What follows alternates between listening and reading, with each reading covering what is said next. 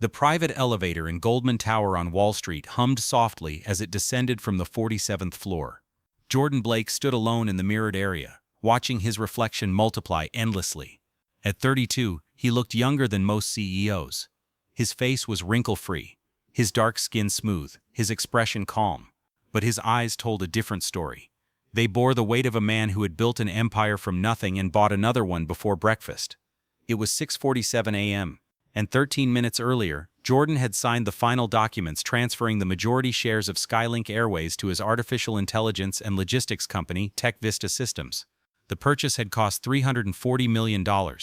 Compared to TechVista's $8.2 billion valuation, this figure was pocket change, but it was significant enough to make headlines by noon. No one knew yet. Not the press, not Skylink employees, not even the passengers boarding flight SL-815 to London at JFK. Jordan stepped out into the gloomy November morning, declining his driver's offer of the usual city car.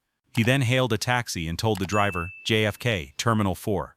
The taxi driver looked at him in the rearview mirror, studying his hooded sweatshirt, jeans, and worn Nike sneakers. Going somewhere nice? London, Jordan replied. Business or pleasure? Jordan smiled slightly. Both, he said. He wanted to see the company he had just bought from the inside, not as a suit-and-tie CEO surrounded by a crowd, but as an ordinary passenger. He wanted to know how his employees treated people when they didn't think someone important was watching. Jordan wandered through the terminal like a ghost. TSA agents waved him through pre-check. The barista grabbed him a coffee from Starbucks without looking up twice. He was practically invisible, just as Jordan had wanted. After a while, Jordan boarded the plane, found a window seat, and took out his phone. A message came from his lead attorney, Sarah Chen. The documents have been delivered. As of 6:34 a.m., Skylink is officially yours. Congratulations, boss. Try not to fire everyone on your first day. Jordan replied, I can't promise that. Boarding began at 7:15.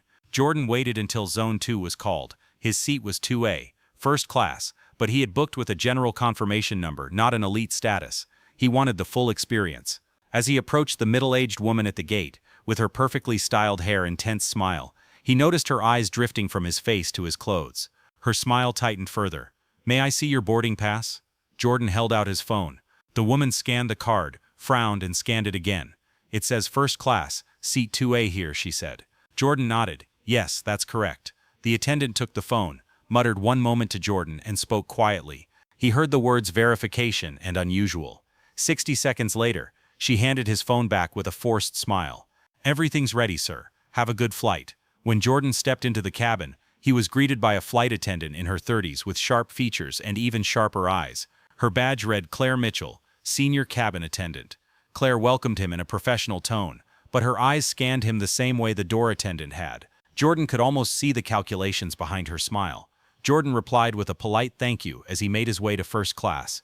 The cabin was beautiful. Wide navy leather seats, soft lighting, the smell of fresh coffee.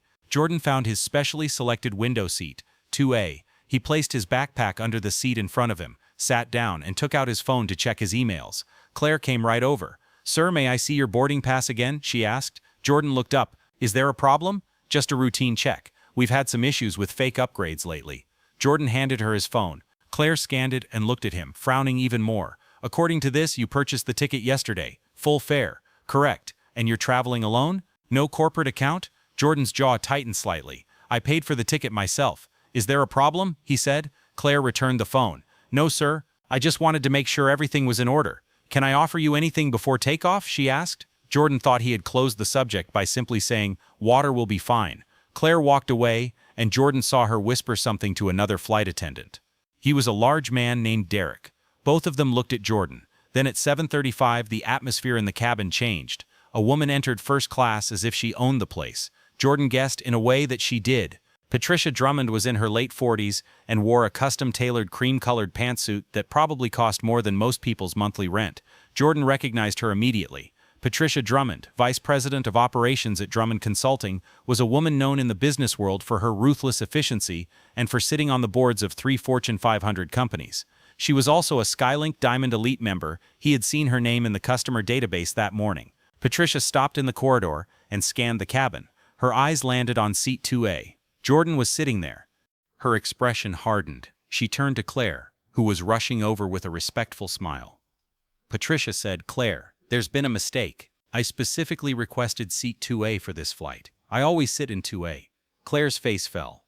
Ms. Drummond, I'm terribly sorry. When your assistant called yesterday, the system showed that 2A was already reserved. We assigned you 2B, ma'am. Patricia interrupted. I don't want 2B. I only want 2A, she finished. I have a presentation to review during the flight, and I need privacy. She looked directly at Jordan. Also, Patricia added, lowering her voice to a whisper that everyone could hear, why is he sitting there? Did he buy that ticket himself? Or did someone upgrade him out of charity? Because this is first class, Claire. First class. It's not a homeless shelter, she said, belittling Jordan even more. Jordan sat motionless, his hands on the armrests. He felt a familiar wave of anger rising in his chest. It was nothing new at all, just the endless fatigue of being judged for the color of his skin and the ordinariness of his clothes. Despite all this nonsense, Jordan remained perfectly calm and didn't react. Not yet. Claire looked at Patricia and Jordan, her calculation clear. On one side, a Diamond Elite member who flew first class once a week and had connections to the company headquarters. On the other side, a random passenger in a hooded garment who had paid full fare but had no status, no history, and no influence. Claire made her choice. She turned to Jordan, smiled, and said, Sir, I'm afraid I must ask you to move to another seat. Jordan looked at her calmly. I have a ticket for seat 2A. I understand, but Ms. Drummond is a valued customer with special seating requirements. Before she could finish her sentence, Jordan interrupted, and me. I am a passenger with a designated seat and a paid ticket. I will not change my seat. Patricia laughed harshly. Oh, this is going to be fun. Listen, sweetie, she said to Jordan sarcastically. I don't know how you got this ticket. Maybe credit card fraud or a government assistance program, but this seat is mine. I've been flying this route for 10 years. I know the CEO of this airline personally. So why don't you take your little backpack and move to the back where you belong before the security guards remove you? Jordan was clearly aware that he was being humiliated here. Jordan tilted his head slightly. Do you know the CEO? He asked. Patricia said, very well, smugly. Richard Hastings and I have been friends for years. We play golf together at his club in Connecticut. So if you think you can argue with me, you're very much mistaken. Jordan's lip twitched and he smiled. Richard Hastings, the former CEO who had been ousted by the board after 3 consecutive quarters of losses, was the man on the plane to the Bahamas that morning trying to escape the fallout. I see, Jordan said. Then maybe you should call Richard and ask him about the seat situation. Patricia's eyes sparkled with triumph. Oh, I will. She pulled out her phone. Claire stepped forward nervously. Miss Drummond, maybe we can work this out. No, Claire. I want this person removed, immediately. Derek, the burly male flight attendant, approached. Sir, I strongly request that you change seats. Miss Drummond is a priority passenger. They began to pressure Jordan further. Jordan looked at Derek and asked, well, what am I? When he received the reply, you are a disruptive passenger, he responded. I am sitting quietly in my assigned seat. It is you who wants me to change seats. Derek said, don't play word games with me. He placed his hand on Jordan's shoulder, heavy, threatening. Get up and move, or we'll remove you from the flight, he stated his intent clearly. Jordan looked at the hand on his shoulder. Take your hand off me, he replied. Derek said, get up, squeezing his hand tighter. This was a mistake. Jordan slowly reached into the pocket of his hooded jacket. Several passengers tensed, expecting a gun, and pulled out a sleek black phone. It wasn't a regular phone, it was a satellite phone with encrypted corporate access. He dialed a single number and put it on speaker. The cabin fell silent. The phone rang once, twice. Then a clear female voice answered. Tech Vista Legal, Sarah Chen speaking. Go ahead, sir, she said. Jordan calmly said, this is Jordan Blake. Authorization code Omega 779. I want you to implement the Firebird protocol on Skylink Airways Flight 85. There was a brief pause. Approved, Mr. Blake. Initiating shutdown sequence. Notification will be made to JFK Tower within 90 seconds. Jordan ended the call and looked at Derek, whose hand was still on his shoulder. Jordan said quietly, you should take your hand off now. Unless, of course, you want this to be the last thing you do as a Skylink employee. Derek's face shifted from confident to stunned, then pale, in about 3 seconds. A loud radio transmission came from the cockpit, audible to passengers in the front rows. Skylink 85, this is JFK Tower. We have received a Level 1 corporate override from Skylink Airways headquarters. You are ordered to abort taxiing and return to the gate. Acknowledge immediately. Captain Anderson's voice came over the cabin speakers, confused and irritated. Tower, this is Skylink 815. We haven't even pulled back yet. What is the nature of the order? He asked the tower. The response from the tower was, Captain, listen carefully. The aircraft owner has ordered your flight to be stopped immediately. Security personnel are being dispatched to Gate 42. Until they arrive, do not allow any passengers to disembark. I repeat, Do not allow them to disembark." The cabin was shaken by bewildered murmurs. Patricia's face was ashen. She was trying to understand what was happening. Jordan slowly stood up and forced Derek back. He looked at all the watching faces in the cabin. Jordan said, "Here's the thing, I grounded this flight, because as of 6:34 this morning, I am the owner of Skylink Airways, and I am not pleased with how my employees treat their employer." After Jordan's statement, there was absolute silence. Not a single passenger stirred. Not a single phone rang. Patricia Drummond stood frozen in the aisle, her mouth slightly open, her Birkin bag slipping from her manicured fingers. Claire's clipboard fell to the floor. Derek's complexion was the color of stale milk. Captain Anderson emerged from the cockpit. He was a tall man in his 50s with silver hair and the authority that came with 30 years of flying experience. He looked at Jordan, the crew, Patricia, and tried to make sense of what he had heard over the radio. "Who," the captain said slowly, "claimed to be the owner of this airline?" Jordan turned to him. "I did. Captain Anderson, right?" "Correct. And who are you?" "Jordan Blake, CEO of Tech Vista Systems. As of this morning, majority shareholder of Skylink Airways." Jordan pulled out his regular phone and opened a document. "Would you like to see the signed purchase documents? Signed at 6:34 Eastern Standard Time?" Captain Anderson looked at the phone screen, his face showing disbelief, then recognition, and finally horror. Jordan watched him process this.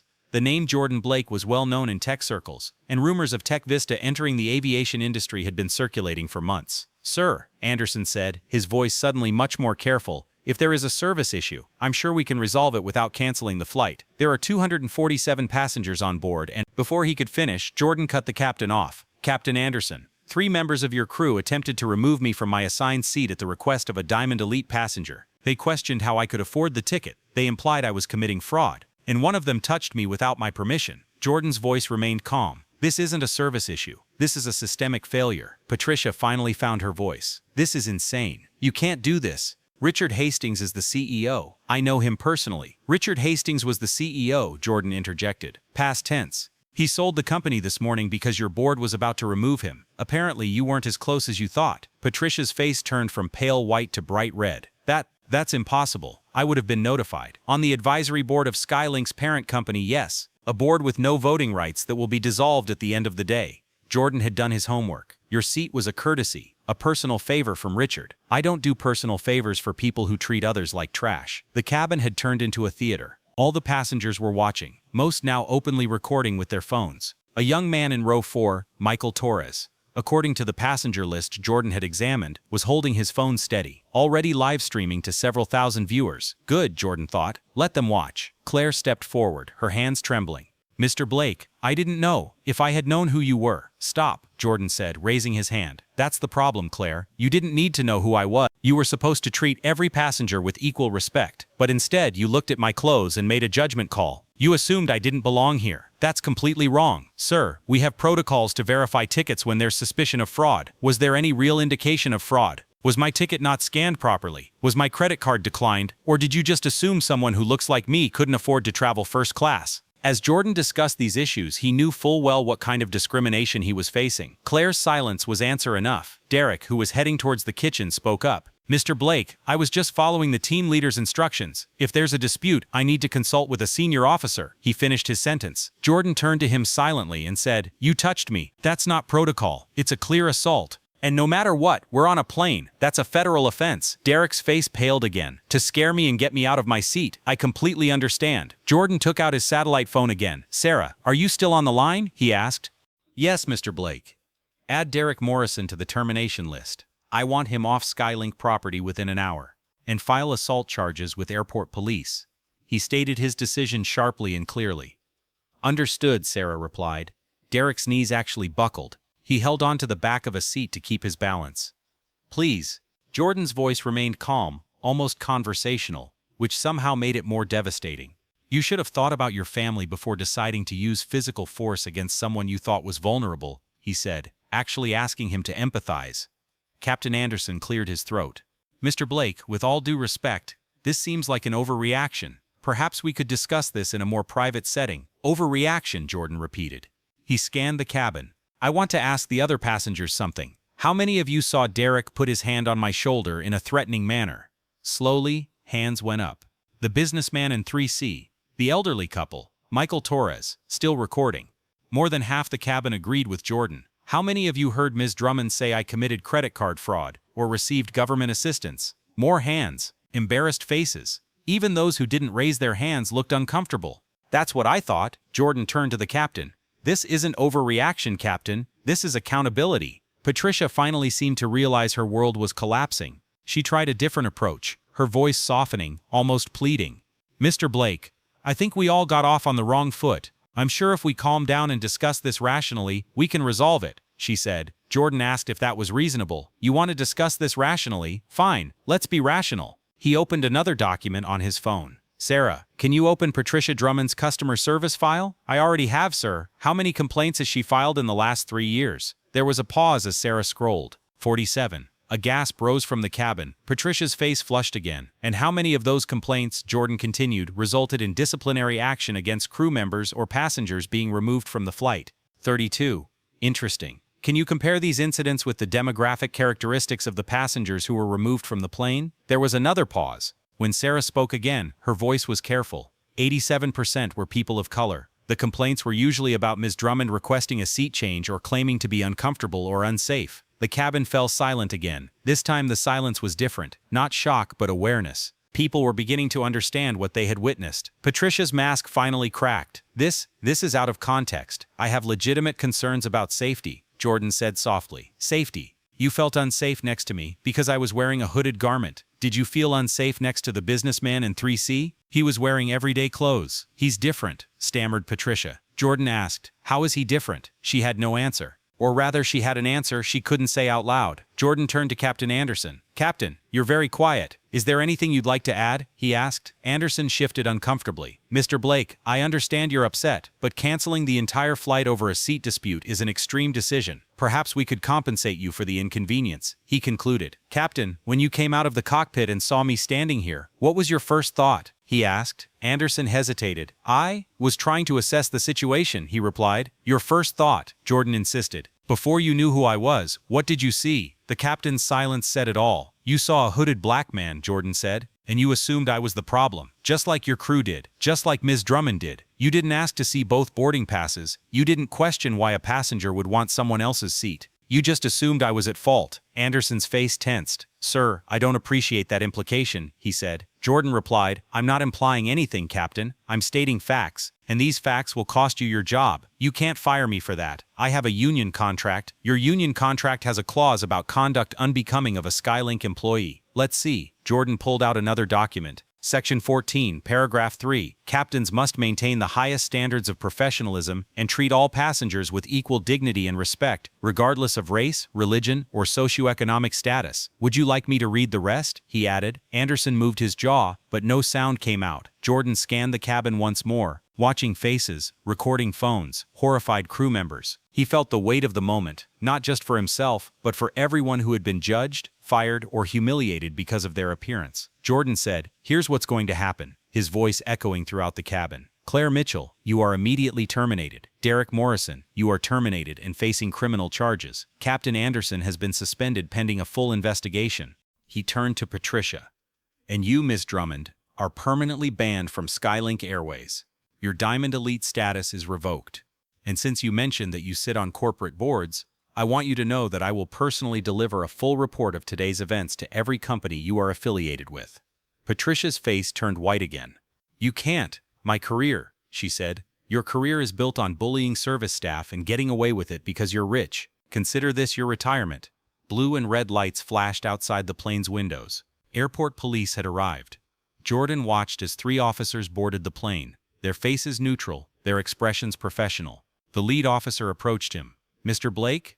I'm Officer Martinez. We received a report of an assault on this flight. Jordan pointed to Derek. He's the suspect. He touched me without my consent. I have about 50 witnesses and at least a dozen video recordings. Officer Martinez looked at Derek, who was slumped in his seat with his face buried in his hands. Sir, I'm going to need you to come with us, he said. As Derek was led off the plane in handcuffs, this image would be shared millions of times on social media. Jordan turned to the remaining crew members. Most looked frightened, but one did not. This person was a young flight attendant named Linda Hayes. Mr. Blake, she said quietly, I want to apologize on behalf of the crew members with a conscience. What happened to you was wrong, and it happens a lot. Jordan studied her. How long have you been working for Skylink, he asked. Young Linda replied, 3 years. Jordan asked again, have you witnessed incidents like this before? Linda hesitated, then nodded. Yes, sir. It's not always this obvious, but yes. Did you ever report any of this? I tried. The reports were dismissed. I was told I was being overly sensitive. Jordan took out his phone and made a note. Linda Hayes, you will now serve as the senior flight attendant on this flight. Congratulations on your promotion. Linda's eyes widened. Sir, she began, but Jordan immediately responded. While your colleagues remained silent, you raised your voice. That's the kind of leadership I want in my airline. He scanned the cabin, and that goes for all of you. I'm not here to punish good people. I'm here to weed out the rotten ones. He turned to the passengers. Ladies and gentlemen, I apologize for the delay and disruption. This flight will depart in 1 hour with a new crew. Everyone will receive a full refund and a complimentary upgrade to first class on your next Skylink flight. He paused. Except for Miss Drummond, who will be leaving the aircraft now. Patricia froze, clutching her Birkin bag like a shield. This is discrimination. Just because you engaged in racist behavior and harassment? Jordan finished. Actually, I can, and I will. Officers, please remove Miss Drummond from the plane. Patricia, without being handcuffed but escorted off the plane by 2 officers to prevent further incidents, turned back one last time. You'll regret this, she called out. I have lawyers. I have connections. I will destroy you, she went even further. Jordan smiled. Miss Drummond, I'm a black man who built a billion-dollar company from scratch. I've been threatened by people far more powerful than you. Please, do your worst. I'm not afraid of you, he replied. As Patricia disappeared down the jet bridge, the cabin erupted in applause. Michael Torres, still broadcasting live, shouted, Justice. That's exactly what I'm saying. Jordan raised his hand, and the applause stopped. Before I continue, I want to make one thing very clear. What happened today is not unique to this flight or this airline. It happens every day in every industry, to people who have no power to fight back. I was lucky. I had the resources to fight back, but most people don't. Now, he said, let's bring in a new crew and take all of you to London. I have an airline to run. 90 minutes later, Flight SL-815 finally departed the gate. The cabin had changed not physically, but in atmosphere. The toxic tension had turned into cautious optimism, even celebration. The new crew consisted of experienced pilots personally selected by Jordan from Skylink's roster. Captain Maria Santos, with a flawless record and 20 years of experience, had taken over the cockpit. Linda Hayes remained as senior flight attendant, accompanied by 3 other attendants with impeccable service records and genuine diversity training certifications. Jordan sat in seat 2A. His phone rang. A message came from Sarah Chen. You're trending worldwide. Skylink Justice has 2.3 million tweets. CNN wants an interview. So does the Wall Street Journal, and about 40 other outlets. Jordan replied, schedule it for after landing. I need to talk to the passengers right now. When the cabin lights dimmed, he unbuckled his seatbelt and stood up. A few passengers looked at him, hopefully. Michael Torres, the young man broadcasting the entire incident live, called out, Mr. Blake, can I ask you a few questions for my channel? Jordan smiled. Of course, but first I want to hear all of your stories. He walked slowly down the aisle and stopped at different rows. The elderly couple in row 1 were Howard and Margaret Chen, married for 47 years, traveling to London to visit their daughter. Mr. Blake, Howard said, I want to apologize. I should have said something when that woman yelled at you. I should have raised my voice. Jordan asked in a kind and understanding tone. Why didn't you? Howard looked at his hands. Because I was afraid. I've had experiences where raising my voice made things worse. It made me a target. Jordan nodded. I understand that fear. But silence encourages people like Patricia. Every time good people stay silent, bullies get stronger. Margaret touched Jordan's hand. You're right, and you've inspired us. Next time we see injustice, we won't stay silent, she said. Jordan turned to the businessman in 3C, Robert Chen.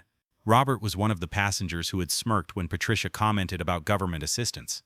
Mr. Blake, Robert said uncomfortably, I owe you an apology too. And I'm ashamed I didn't see it sooner. Robert paused. I'm a venture capitalist. I invest in startups. And I definitely made assumptions about founders based on their appearance. After seeing what happened today, I need to examine my own biases. That's all any of us can do, Jordan replied.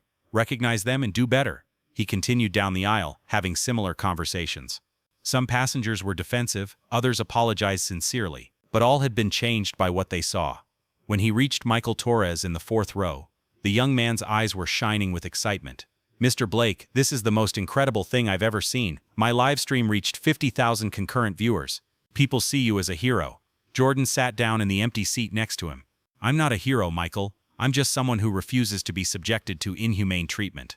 But that's exactly why people see you as a hero, Michael insisted. Because while most people walked away to avoid conflict, you stood up. You used your power to create accountability. Tell me, Michael, what do you do?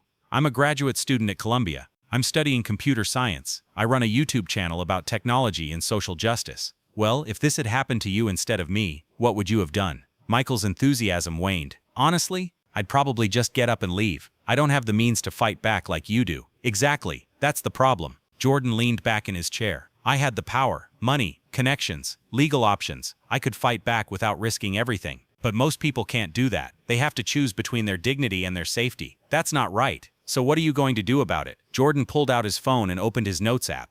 I'm going to change the way this airline operates. New training programs focused on unconscious biases. A truly enforceable passenger bill of rights. An independent ombudsman investigating complaints without involving management. And most importantly, real consequences for discriminatory behavior. Michael's eyes widened. Can I broadcast this on my channel? Can I document the changes? I'd really appreciate that. Transparency is important. I want people to see that this isn't just for show, that it's real. As Jordan stood up to return to his seat, Michael called out, Mr. Blake, thank you for not backing down. Jordan nodded and returned to first class. Linda Hayes was waiting for him with a glass of water. How are they treating you? Jordan asked. Linda smiled. Better now that I'm in charge. But Mr. Blake, I have to be honest with you. What happened today isn't an isolated incident. This culture is deeply ingrained at Skylink. Claire and Derek weren't exceptions. They were products of a system that rewards this behavior. Tell me more. Linda looked around to make sure no one was listening. The criteria were evaluated on prioritize elite passengers over everyone else.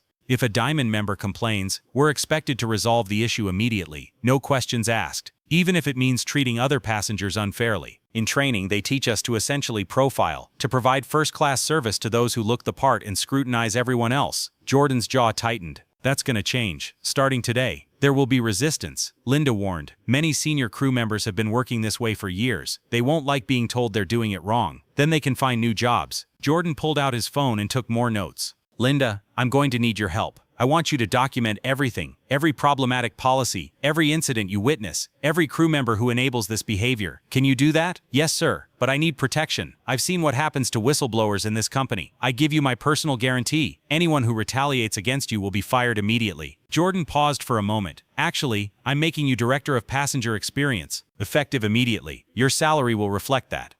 Linda's jaw dropped. Sir, I've only been a flight attendant for 3 years, and you're the only one who had the courage to speak up today. That's the leadership I need. Jordan smiled. Besides, who better to improve the passenger experience than someone who's worked in the cabin? As the flight continued over the Atlantic, Jordan reviewed Skylink's operational data on his laptop. The numbers told a troubling story. Customer satisfaction scores were very low among minority passengers. The time to resolve complaints was 3 times longer for non-elite members. Diversity statistics between the crew and management were embarrassing. His phone vibrated with another message from Sarah. Just so you know, Patricia Drummond's lawyer called a moment ago.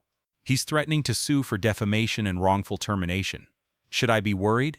Jordan smiled and typed his reply. Not at all. We have 50 witnesses and a dozen videos. Let him try. 6 hours into the flight, Captain Santos's voice came over the intercom. Ladies and gentlemen, we are now descending for landing at London Heathrow. On behalf of the entire crew, I want to thank you for your patience during the delay. And I want to personally thank Mr. Blake, the owner of our company, for the leadership he showed today. What he did took courage and inspired us all to be better. The cabin erupted in applause. Jordan, who had been dozing, woke up when he saw the passengers standing and clapping. Feeling both embarrassed and pleased, he raised his hand to thank them. As the plane made a smooth landing on the Heathrow runway, Jordan reflected on the day. He had boarded the plane as an anonymous passenger wanting to try out his new purchase. He had been profiled, harassed, and attacked, and he had responded by fundamentally shifting the balance of power. But he knew the real work was just beginning. After the plane pulled up to the gate, Jordan stood up and gathered his belongings. Linda came over to him once more. Mr. Blake, the crew asked me to give you something. She handed him a small envelope. Inside was a handwritten note signed by the entire crew. Thank you for showing us what true leadership is. We will make you proud. Jordan carefully folded the note and put it in his pocket. Tell them I expected this. Walking from the jet bridge to Heathrow's massive terminal, he encountered a small group of people, the Tech Vesta team based in London, and several Skylink executives who were clearly waiting nervously. Helen Cartwright, a middle-aged woman among them, stepped forward.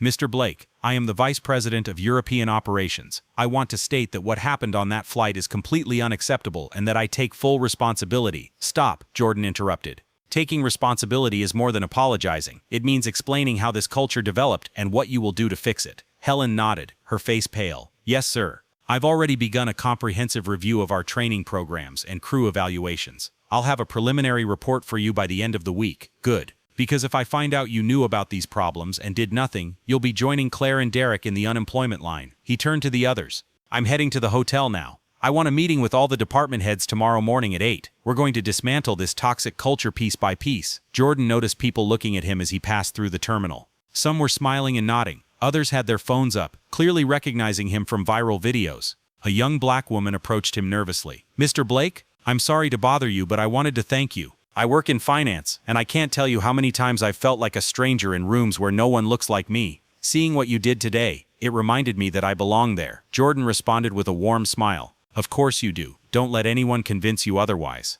As the woman thanked him and walked away, Jordan continued toward the exit. His phone was still flooded with messages, interview requests, congratulations from colleagues, even a few hate messages from people who thought he had overreacted. But one message stood out. It was from Richard Hastings, the former CEO who had sold the airline to him. Jordan, I saw what happened. I won't pretend to be surprised. This culture existed long before I was CEO, and I didn't do enough to change it. I'm sorry, you'll be a better owner than I was. Richard.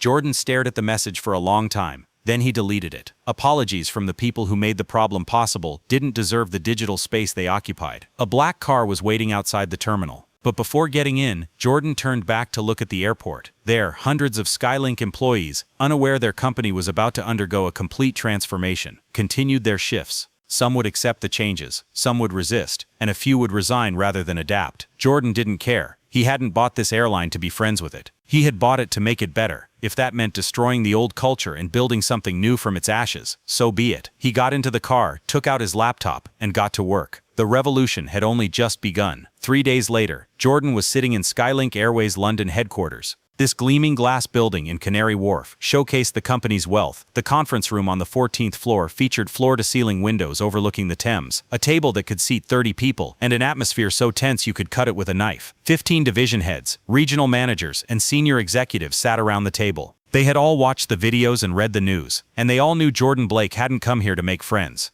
Let's begin, Jordan said, opening his laptop. Behind him, the large presentation screen flickered, displaying a graph. This is Skylink's customer satisfaction rating over the last 5 years. It shows a 23-point drop. Can you explain why? Helen Cartwright, Vice President of European Operations, cleared her throat nervously. Our competition with low-cost airlines has increased, and our routes. That's not what I asked, Jordan interrupted. I asked about customer satisfaction, not market share. Why are passengers dissatisfied? Silence. The executives looked at each other, each hoping someone else would speak first. Jordan moved to the next slide. Let me help you. I spent the last 72 hours reviewing all complaints filed against Skylink in the last 3 years. 37,000 complaints. 22,000 were dismissed without investigation. The other 8,000 were marked resolved with no documentation of what was done. He clicked again. The screen now showed a breakdown by demographic data. And here's the interesting part. Complaints from people of color were 63% more likely to be rejected than complaints from white passengers. Complaints about discriminatory treatment were almost never investigated. A man at the far end of the table, Vice President of Customer Relations Douglas Freeman, spoke defensively. Mr. Blake, with all due respect, correlation does not imply causation. We process complaints based on their severity and the available evidence, not demographic data. Jordan looked at him. Really? Then explain why Patricia Drummond filed 47 complaints in 3 years, each resulting in either a crew member being disciplined or the passenger being removed from the flight. Yet a black passenger who complained of racist treatment had their complaint closed within 24 hours on the grounds that it was unverifiable. Douglas couldn't respond. Jordan moved to another slide. Here's what will happen. We will implement a new complaint resolution system that will take effect immediately. Every complaint will be investigated by an independent ombudsman who does not work for Skylink and has no reason to protect the company's reputation. Every resolution will be documented and presented to senior management. Any discriminatory behavior by passengers or crew will result in immediate action. This is going to be expensive, someone muttered. So is losing 23 points in customer satisfaction, Jordan replied. So is the lawsuit Patricia Drummond filed against me. But I'm going to win that case because we have overwhelming evidence. Videos of your crew assaulting passengers going viral are also damaging your reputation. He waited for them to digest his words, then continued. But the issue here isn't cost. The issue is values. And the values this company operates under are unacceptable. Helen hesitantly raised her hand. Mr. Blake, I've prepared the audit you requested. The findings are troubling. Show me. Helen opened her presentation. The data was stark. Only 12% of Skylink's 847 flight attendants were non-white. Only 8% of the 200 pilots were women, and only 3% came from minority backgrounds. Senior management was even worse. A leadership team composed almost entirely of white men, promoted from the same narrow pool for decades. This isn't just a bad look, Jordan said. This is a fundamental failure of leadership. You've built a company that bears no resemblance to the passengers you serve. Then you wonder why minority passengers feel unwelcome. Douglas spoke again. Mr. Blake, we can't hire people based on race or gender. That's illegal. We have to hire the most qualified candidates. Jordan slowly turned to him. Are you saying there are no qualified black pilots and flight attendants? Because I can introduce you to about 1,000 people who would be thrilled to work for an airline that truly values them. I just meant, what you're saying is that your current hiring process, despite serving a predominantly non-white global customer base, somehow magically creates a workforce that is 88% white. Either your hiring managers are the most incompetent people in the aviation industry, or they are filtering candidates based on criteria that have nothing to do with qualifications. He moved to another slide. Here are the new hiring guidelines. Each department will set diversity targets based on the demographics of the regions we serve. Hiring managers will undergo implicit bias training, and every hiring decision will be reviewed by an independent equity officer to ensure compliance. This will significantly slow down our hiring process, Helen warned. Good, Jordan replied. I'd rather hire slowly and build the right team than hire quickly and perpetuate the same problems. By the way, he pulled out a list of names. I've identified 37 employees who have exhibited patterns of discriminatory behavior documented in internal reports but never addressed. All of them will be terminated, effective today. The room erupted in protest. You can't fire 37 people without following legal procedures. The union will never allow it. This will destroy morale. Jordan waited for the noise to subside, then spoke quietly. Legal procedures? These employees have been through legal procedures for years. They were warned, retrained, given second, third, and fourth chances. But they continued to make passengers feel uncomfortable, unsafe, and humiliated. That ends now. He looked at everyone at the table. As for the union, I've already spoken with their leaders. They understand that discriminatory behavior violates the collective bargaining agreement and is grounds for immediate termination. They're not happy about it, but they won't fight me on this. What about morale? Jordan smiled coldly. I'm more concerned about the morale of employees who have watched their colleagues get away with racism for years.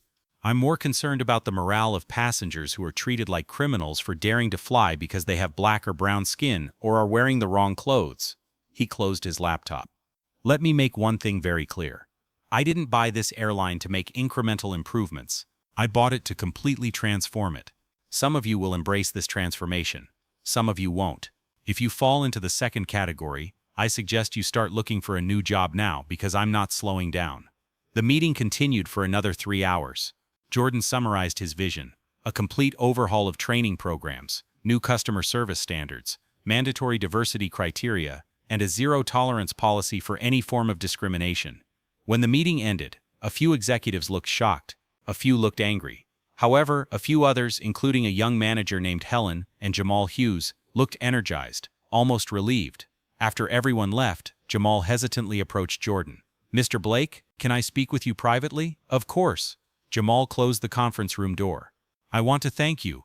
I've been working at Skylink for 8 years, and I've been trying to bring these issues up constantly. I've written reports, sent emails, requested meetings, and every time I was told I was being too sensitive or that I didn't understand how the industry worked. Jordan nodded. Let me guess. You're one of the only black managers in the company. One of 3, Jamal confirmed. And I've seen talented colleagues not get promoted because they don't fit the culture. I've seen passengers treated badly and crew members let it slide because no one wants to cause trouble. He paused. What you did on that flight, standing your ground and refusing to leave your post, wasn't just about you. It was about everyone who doesn't feel like they belong here. Exactly, Jordan said. And I'm going to need people like you to fix this place. Do you want a promotion? Jamal's eyes widened. Sir, I need a vice president of diversity and inclusion. Someone who understands the issues from the inside and has the courage to speak up, even if it's uncomfortable. That person is you. Mr. Blake, I'm honored, but I have no experience in that position. Apparently, since this position didn't exist 5 minutes ago, no one else in this company does either. Jordan smiled. You have experience being a victim of discrimination, you have corporate knowledge, and you clearly care about solving this problem. That's more than enough for me. Jamal's eyes welled up. Yes, absolutely. Thank you. Don't thank me yet. This will be the hardest job in the company. You'll face resistance from people who think I'm overreacting. You'll have to make tough decisions that will make you unpopular. Can you handle that? After seeing what you did on that plane? Yes, sir. I can handle it. That evening, Jordan sat in his London hotel room, reviewing the day's news. The incident on flight SL-815 was still dominating the headlines. CNN aired a segment titled, "Billionaire CEO Confronts Racism in Real Time." The Guardian published an op-ed titled, "What Jordan Blake's Response Teaches Us About Accountability." Predictably, even on Fox News, pundits debated whether he had overreacted. But the most meaningful coverage came from smaller outlets, black-owned media, social justice blogs, personal essays by people who had experienced similar discrimination. An essay published in Essence magazine was written by Tasha Williams, a black woman who was removed from a flight 3 years ago because she looked suspicious. "I cried watching Jordan Blake refuse to get up from his seat," she wrote. "Not because I was sad, but because for the first time I saw someone who looked like me refuse to accept inhumane treatment. I saw someone in power use that power to demand accountability instead of accepting an apology and moving on. That was revolutionary." Jordan read the trial transcript twice. That's why it mattered. Not the business metrics, stock price or media attention, but the message it sent to everyone made to feel invisible. The phone rang. Sarah Chen. "Boss, we have a problem." Jordan sighed. "What now?" "Patricia Drummond's case. Her lawyers are coming on very strong. They're alleging emotional distress, defamation, wrongful termination, and about 6 other things. They want $50 million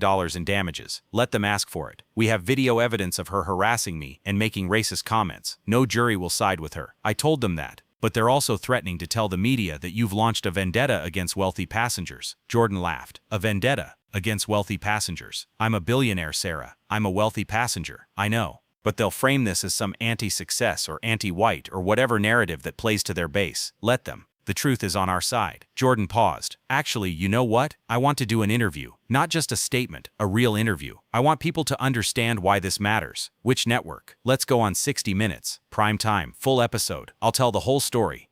Sarah was silent for a moment. "Boss, are you sure?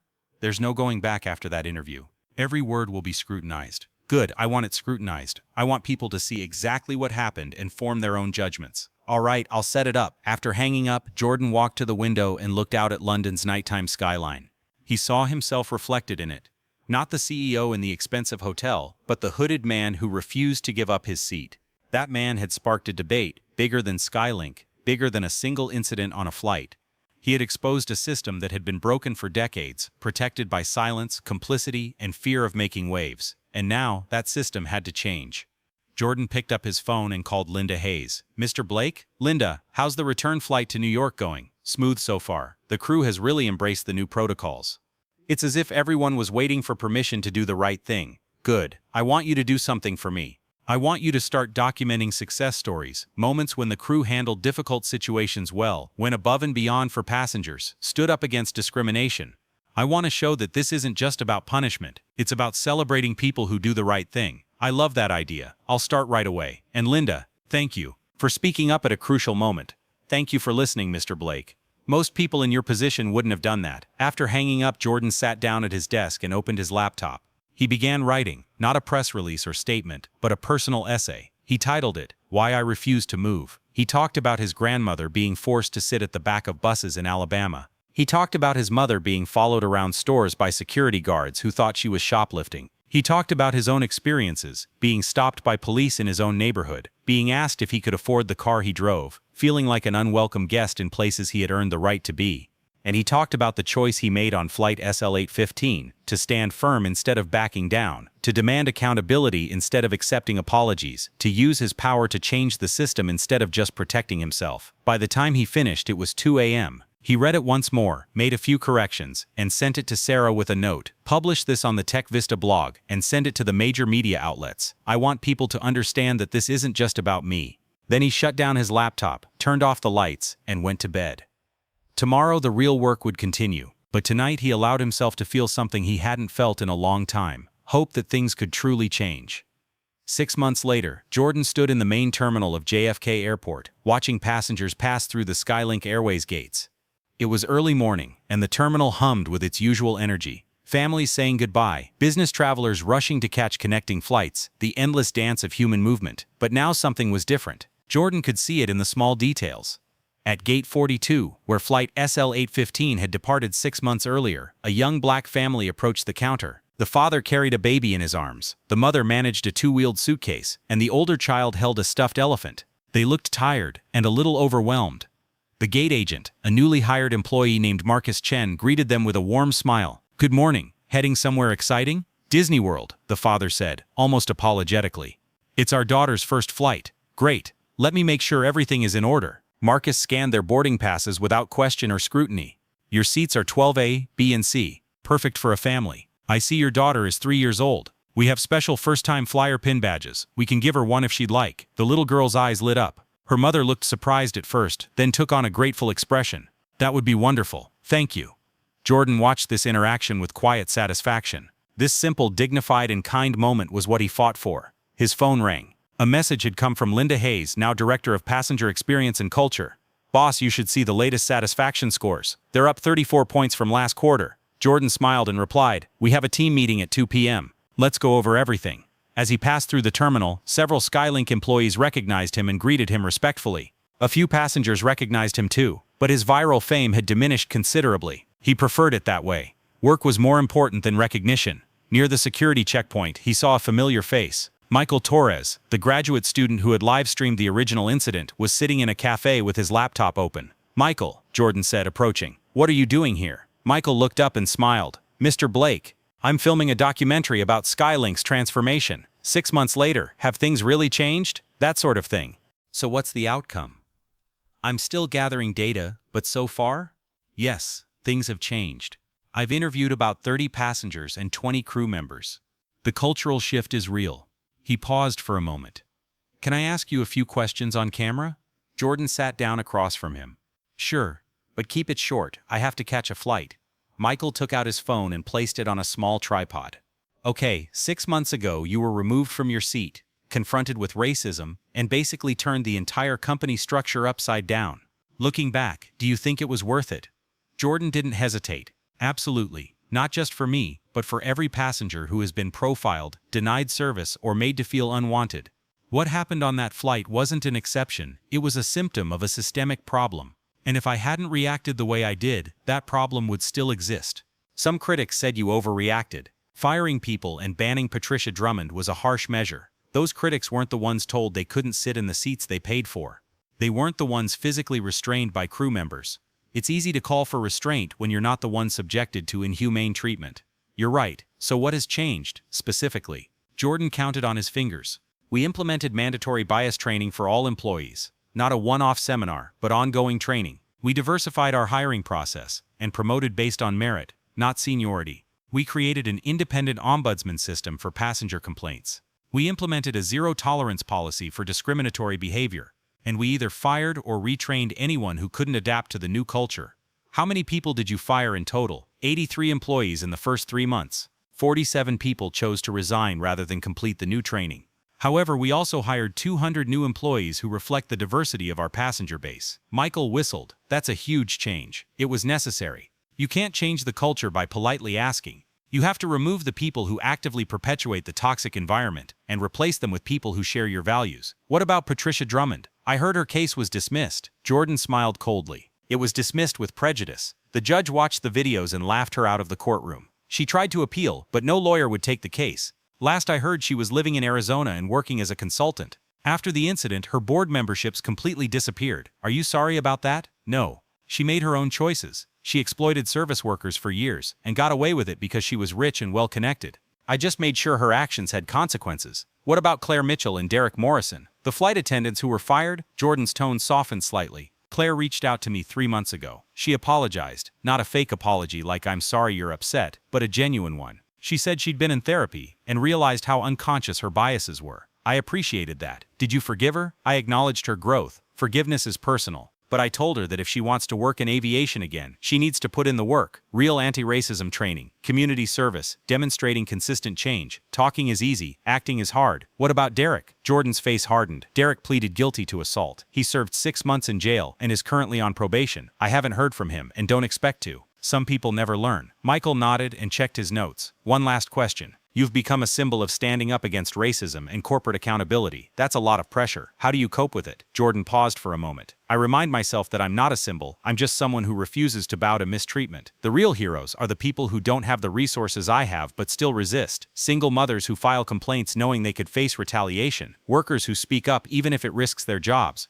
Those are the people who inspire me. Michael turned off the camera. That was great. Thank you, Mr. Blake. When will the documentary be finished? Next month. I'll send you the link. Jordan was about to get up and leave, then paused. Michael, you were there from the beginning. You filmed everything. This footage was crucial for holding people accountable. Don't underestimate its importance. I won't. And Mr. Blake? Thank you for showing people that power doesn't necessarily corrupt. Power can actually be used for good. 2 hours later, Jordan boarded Skylink Flight 427 to San Francisco. This time he was wearing a suit. There was a board meeting at Tech Vista's West Coast headquarters, but he still carried the same worn leather backpack. The flight attendant greeting passengers at the door was a young Latina named Sofia Martinez. She greeted him with a warm smile. Welcome aboard, Mr. Blake. It's an honor to have you on board. Thanks, Sofia. How long have you been with Skylink? 3 months. I was hired in the latest wave of new hires. How do you like it? Sofia's smile broadened. Great. The training prepared us for real situations, not just serving drinks. And the crew culture isn't competitive, it's supportive. I really love it here. Jordan nodded sincerely. I'm glad to hear that. If you have any concerns or suggestions, you can reach out to me directly. My contact information is in the employee handbook. Sofia looked confused. Really? The CEO's personal contact information? Really? I want to know when things aren't going well. The only way to preserve the culture is to stay connected to the people doing the work. As Jordan sat down in his seat, again 2A, but this time by choice, not conflict, he thought about how much had changed in 6 months. The metrics told part of the story. Customer satisfaction was up 34 points. Employee engagement was at an all-time high. Diversity in hiring was up 47%, and discrimination complaints were down 73%. Skylink was profitable again, exceeding quarterly revenue forecasts. But the real story was in the moments he witnessed today. The gate agent treated a black family with warmth and respect. The flight attendant felt supported and valued. Passengers boarded the plane without fear of profiling or humiliation. His phone vibrated with an email from Sarah Chen. The subject line read, "The 60 Minutes interview aired last night. Reaction summary." Jordan opened the email and reviewed the key points. Anderson Cooper's interview had been watched by 12 million people. The reactions were overwhelmingly positive, and social media was flooded with supportive messages. However, as expected, there were also people who accused him of racism, playing the victim, or killing free enterprise. Jordan didn't care about his critics. He had learned long ago that he couldn't change the minds of people committed to defending injustice. What mattered were the messages from people whose lives had changed because of his example. The young black professional who stopped accepting discriminatory treatment at work. The Latina mother who complained when a store security guard treated her in a racist manner. The Asian student who reported her racist professor instead of staying silent. A message from a woman named Keisha Johnson was particularly noteworthy. "Mr. Blake, I was on a plane last week and a white passenger tried to pressure a young black man to give up his seat. But this time, the flight attendant intervened immediately. Everyone sits in their assigned seat. No exceptions," he said. The white passenger complained, but the attendant stood her ground. "I started crying because I'd never seen anything like this before. Thank you for changing the culture. This saved that child from being humiliated." Jordan read the message 3 times and felt a wave of emotion in his chest. This was the impact he had hoped for. Not just changing an airline, but changing expectations about how people should be treated. The plane took off without incident. Once the plane reached cruising altitude, Jordan took out his laptop and opened the document he was working on, Draft for Equal Aviation. It was a comprehensive guide on how other airlines could implement similar changes. He planned to make it freely available to the public because this wasn't about a competitive advantage. It was about raising fundamental standards for how the entire industry operated. The document summarized everything: hiring practices, training curricula, complaint resolution protocols, accountability measures, diversity metrics. It was a 6-month intensive effort, distilled from data, lived experiences, and contributions from hundreds of employees and passengers. Jordan planned to present it at the International Aviation Summit next month. He knew some airlines would ignore it. Others would implement symbolic changes for public relations purposes. But a few would truly commit to real transformation, and that would be enough to create a ripple effect. Halfway through the flight, Sophia came over with a bottle of water. "Mr. Blake, there's a passenger in economy class who wants to talk to you. He said it's important, but he doesn't want to bother you." "Sure, what's the seat number?" "27C. Jordan unbuckled his seatbelt and walked back through the cabin. Economy class was full but comfortable. He found seat 27C and saw an elderly black woman, probably in her 70s, with kind eyes and worn hands. "Ma'am, I'm Jordan Blake. Did you want to talk to me?" The woman's eyes filled with tears. "Mr. Blake, I just wanted to thank you. I saw what you did 6 months ago. I saw you refuse to give up your seat. I appreciate that, but please let me finish." She squeezed his hand. "I'm 73 years old. I grew up in Birmingham during the segregation era. I remember black people not being allowed to sit at lunch counters, not being allowed to use the same restrooms, not being allowed to sit in the front seats of buses. I remember my mother being spat on for trying to register to vote." Jordan sat down in the empty seat next to her and listened. "And I've watched the changes throughout my life," she continued. "Slowly, painfully, but changes happened. But I also see how easy it is to slide backward, how comfortable people are as long as discrimination is polite and quiet." He squeezed her hand. "What you did on that plane, refusing to be treated as less valuable, is the same spirit that fueled the civil rights movement. My generation fought with marches and sit-ins. Your generation fights with cameras and corporate power. The tools are different, but the fight is the same." Jordan felt a lump in his throat. "What's your name, ma'am?" "Dorothy. Dorothy Williams." "Miss Williams, may I ask why you're traveling?" "I'm going to see my granddaughter. She's graduating from Stanford with a degree in aeronautical engineering.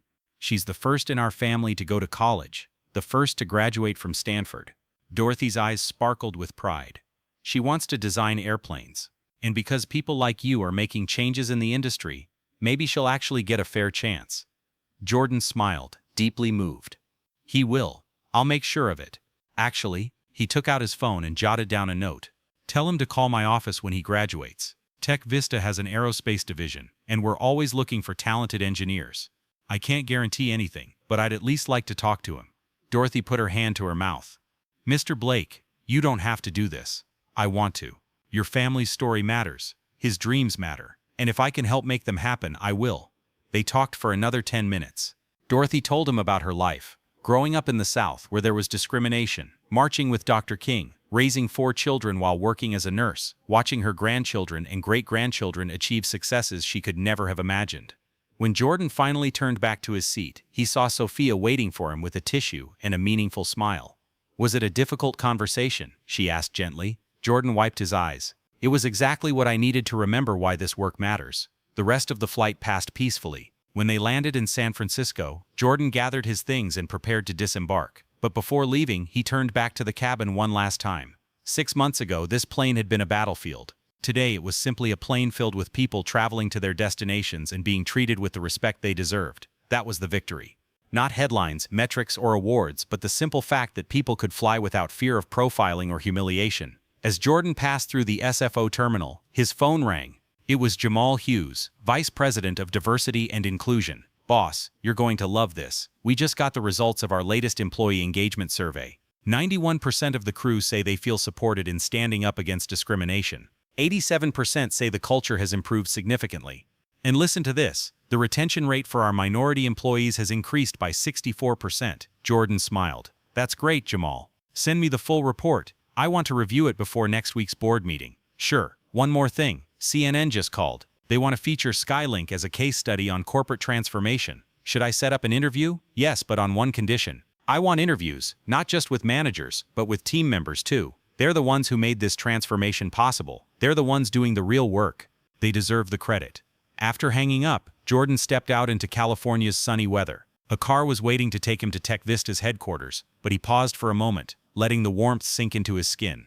He thought about his journey, from being told he didn't belong in seat 2A, to transforming the entire airline's culture, from being profiled and rejected to becoming a symbol of accountability and change. But more importantly, he thought about Dorothy Williams and her granddaughter, about Michael Torres and his documentary, about Linda Hayes, Jamal Hughes, Sophia Martinez, and all the other people who joined him in this fight. Change wasn't easy. It required courage, determination, and a willingness to make people uncomfortable. But it was possible, and it was happening. Jordan got into the car and took out his laptop. There was more work to be done. There always was more work to be done. But for the first time in a long while, he felt a real sense of hope that the world was moving in the right direction, one flight at a time, one policy change at a time. Each time, a moment of dignity, And it all started with his refusal to give up seat 2A. 2 years later, Jordan stood on a podium at the United Nations building in New York, speaking at an international aviation conference. Behind him were the logos of 12 other airlines that had adopted his framework for equality, along with the Skylink logo. When I refused to give up my seat 2 years ago, Jordan told the crowd of thousands, I didn't know I was starting a movement. I just knew I was tired of being treated inhumanely because of the color of my skin and the clothes I wore. He moved to the next slide, showing before and after statistics for Skylink and its partner airlines. Today, these 13 airlines have reduced discrimination complaints by an average of 71%. They have increased diversity in hiring by 52%. Most importantly, they have created a culture where passengers and employees feel safe, valued, and respected. He paused for a moment and looked at the audience.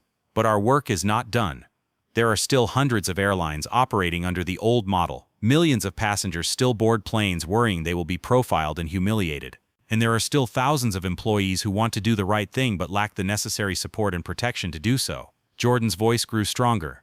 That's why I'm here today to issue a challenge. I'm calling out to all the airline executives in this room. Commit to real change, not symbolic diversity initiatives or PR campaigns, but a fundamental transformation of your culture and practices.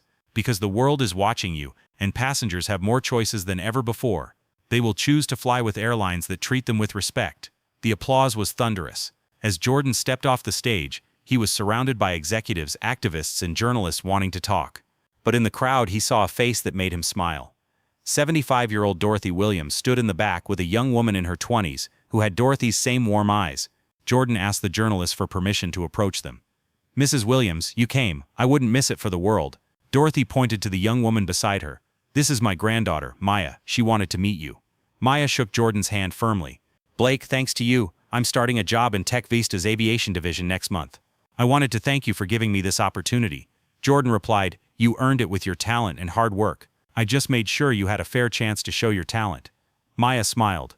My grandmother says that's exactly what you did on that flight 2 years ago. You made sure everyone had a fair chance. I want to bring that spirit to aeronautical engineering. I want to design planes that embrace everyone, not just certain types of people.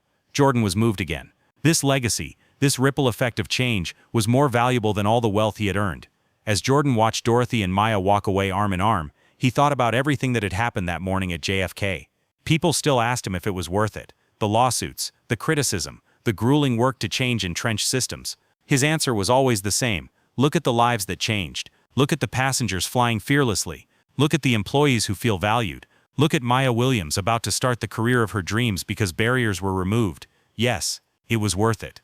Jordan Blake boarded the plane wearing a hooded sweatshirt and was told he didn't belong here. He refused to accept that. And by refusing, he changed not just an airline company, but the entire industry's understanding of who deserved respect and dignity. And he had spent the last 2 years making sure that answer became a reality.